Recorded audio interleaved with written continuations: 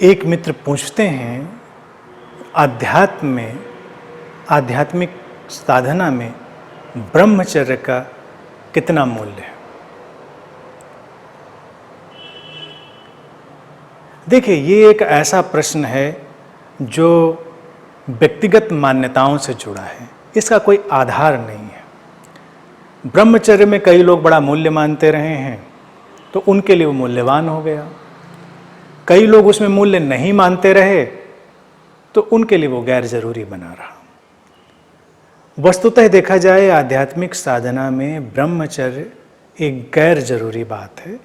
उसकी कोई भी भूमिका नहीं, उसकी कोई भी भूमिका आध्यात्मिक साधना में नहीं है, कोई भी भूमिका ध्यान में नहीं है। तुम ब्रह्मचारी रहते हो या नहीं रहते हो, इससे कोई फर्क नहीं पड़ता।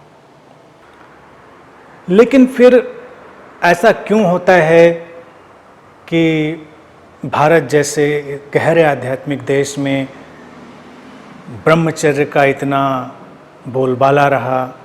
तमाम बड़े बड़े आध्यात्मिक गुरु इस ब्रह्मचर्य में गए, लेकिन उसके समानांतर भी अगर हम देखेंगे तो तमाम बड़े बड़े गुरु ब्रह्मचर्य में नहीं भी गए।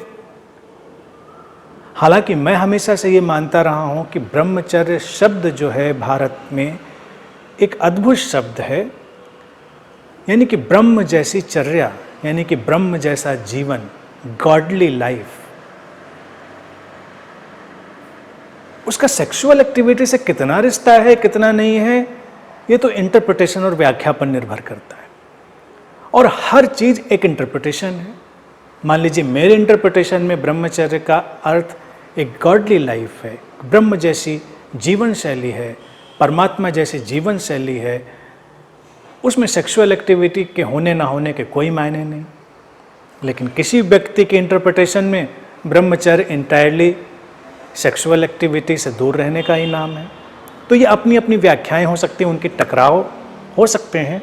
लेकिन अगर असली अर्थ देखा जाए ब्रह्मचर्य का, तो मुझे तो यही लगता है कि निश्चित रूप से उसका सेक्सुअल एक्टिविटी से कोई लेना देना नहीं है।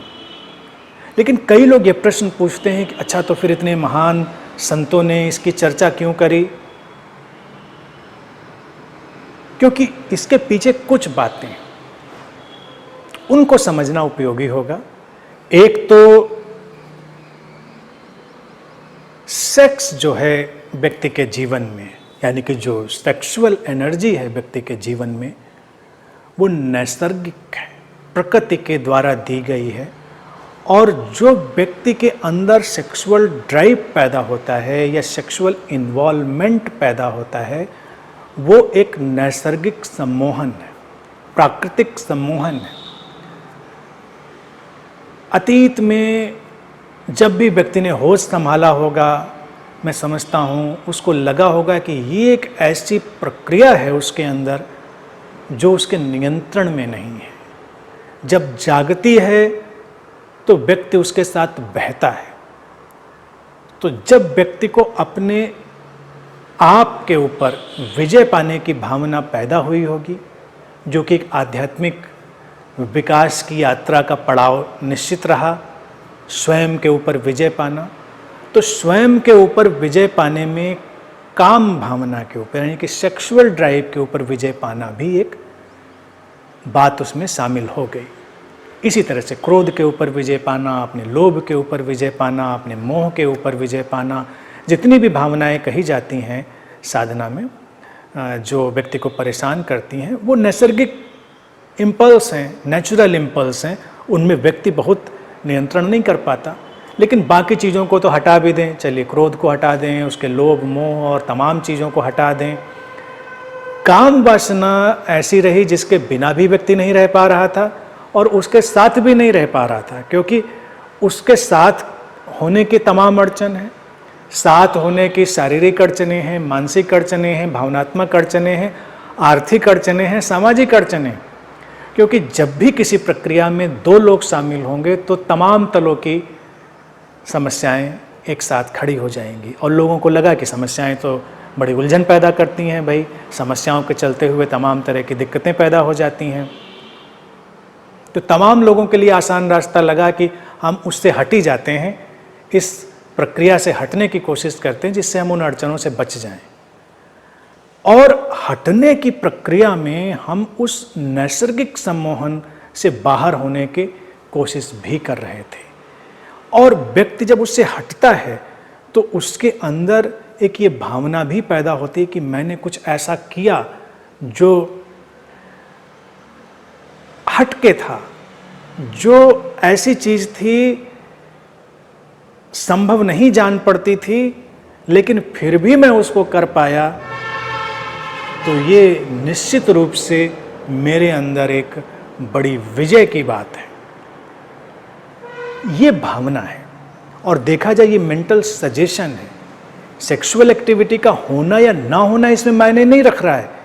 ये बात कि मैं उस प्रक्रिया से दूर रह पाया जो प्रकृति ने मुझे दी थी और मैं उसमें शामिल नहीं हुआ, तो व्यक्ति के अंदर एक केंद्र बनता है, उसके अंदर क्रिस्टलाइजेशन होता है।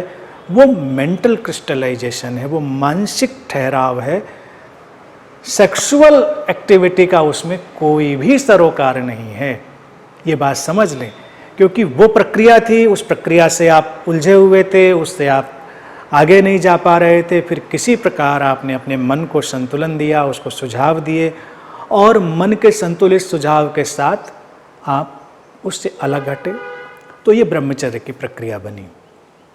अब यहाँ पर अलग होने के दो तरीके हो सकते हैं, मैं समझ सकता हूँ। एक है अनकॉन्शियस सेपरेशन यानी कि अचेतन दमन, और एक है कॉन्शियस डिटैचमेंट यानी सचेतन अलगाव। प्रक्रिया है, सेक्सुअल ड्राइव है, इसको व्यक्ति जानता भी है और उससे वो एक कॉन्शियस डिटैचमेंट पैदा करता है, एक सचेतन अलगाव पैदा करता है। तो सचेतन अलगाव अगर वो पैदा करने में सक्षम है तो ये तो तारीफ की बात है, प्रशंसा योग्य बात है कि व्यक्ति अपने अंदर, अपने अंतर्मन में वो इस तरह से उतर रहा है कि प्रकृति की ताकतों से आगे जा सकता है। तो ये बात तो उसकी साधना में सहयोगी बनती है।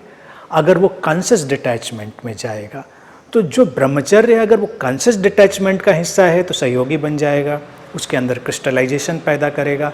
और अगर वो अनकॉन्शियस सेपरेशन है, अचेतन दमन है, तो वो कभी न कभी किसी न किसी रूप में फूटेगा और उसकी सारी प्रक्रियाएं धूल धूसरित हो जाएंगी। सारी साधना उसकी ताश के पत्ते की तरह, ताश के पत्तों का जो महल होता है उसकी तरह से गिर जाएगी।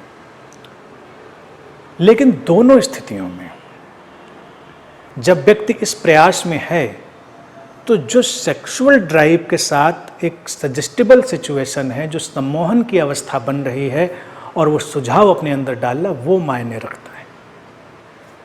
सेक्स के बारे में मैंने हमेशा ये बात कही है कि वो प्रकृति के द्वारा दिया गया सम्मोहन है, नेचुरल हिप्नोसिस। और नेचुरल हिप्नोसिस से बाहर होना एक बड़े महत्व की बात है। तो कई लोगों ने इसका इस तरह से उपयोग किया होगा, तो उन्होंने उसको अलग तरह से महत्वपूर्ण करके रेखांकित किया होगा। अब जब हम विज्ञान को भी जानते हैं, हम मनोविज्ञान को जानते हैं, हम शरीर के विज्ञान को जानते हैं, तो हम तमाम तरह के अंधविश्वासों में तो उलझ नहीं सकते।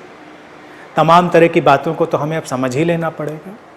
अब जैसे कुछ साधना में, कुछ लोग साधना में जाएंगे और वो कहेंगे कि हम अपने पुरुषों के लिए खास तौर से, कि वो खास प्रक्रिया से अपने वीर्य को, अपने सीमेन को ऊर्ध्वगामी बनाते हैं, यानी कि ऊपर की तरफ ले जाते हैं किसी नाड़ी के सहारे।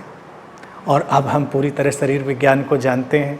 हम जानते हैं ना ऐसी कोई नाड़ी है, ना ऐसी कोई प्रक्रिया है जिससे आप अपने सीमेन को, वीर्य को ऊपर ले जा सकें। ये तो बिल्कुल नादानी की बात होगी अगर आजकल के वैज्ञानिक वक्त में आप ये बात कहें कि सीमेन को आप ऊपर ले जा रहे हैं, उसका रास्ता बाहर जाने का है, वो बाहर जाता है, ऊपर नहीं जाता। तो ये बात बिल्कुल समझ लें। ब्रह्मचर्य मान्यता की बात है, नेचुरल हिप्नोसिस के उसमें जो फ़ायदे हैं उससे बाहर होने के वो हैं। उसके अलावा साधना में वो बिल्कुल गैर ज़रूरी बात